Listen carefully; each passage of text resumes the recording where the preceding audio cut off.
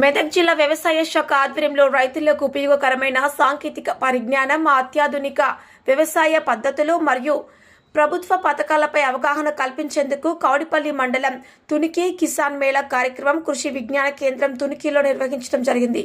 కార్యక్రమానికి జిల్లా కలెక్టర్ ప్రీతి మాన్సింగ్, శాస్త్రవేత్తలు, నిపుణులు పాల్గొన్నారు. దృశ్యం న్యూస్ ప్రతినిధి సిల్వర్ రాజేష్, మెదక్ జిల్లా. మన స్థానిక సర్పంచ్ గారు,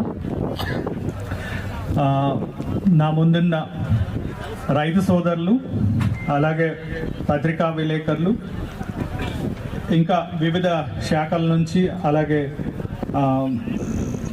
అంటే ఈ స్టాల్స్ ఎస్టాబ్లిష్ చేసి అది చూసుకొని కొద్దిగా నేర్పిస్తే మీరు కూడా ఆ రకంగా పని చేయగలుగుతారు. ఇప్పుడు మా మెదక్ జిల్లాలో వరి పంట ఎలా అవుతుంది, ఎక్కడైనా చూస్తే వరి ఈజీగా అవుతుంది.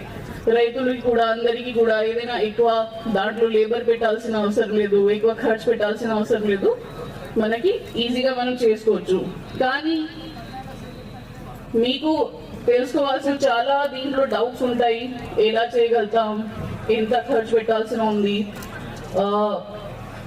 ఇంకా ఏమేమి మనం చేయగలుగుతాం, కొత్త ఏం చేయగలుగుతాం. మీ దాంట్లో చాలా మంది పెద్దవాళ్ళ ఫార్మర్స్ కూడా ఉన్నారు, మీకు 20 ఎకరాలు 30 ఎకరాలు వాళ్ళు కూడా ఉంటున్నారు.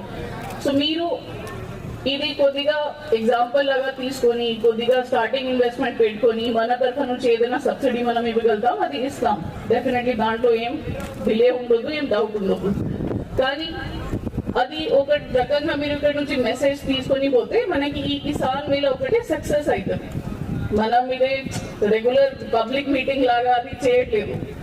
ఎందుకు పిలిపించాము, మీకు అర్థం అవ్వాలి ఇది మేము ఏమేం చేయగలుగుతాం.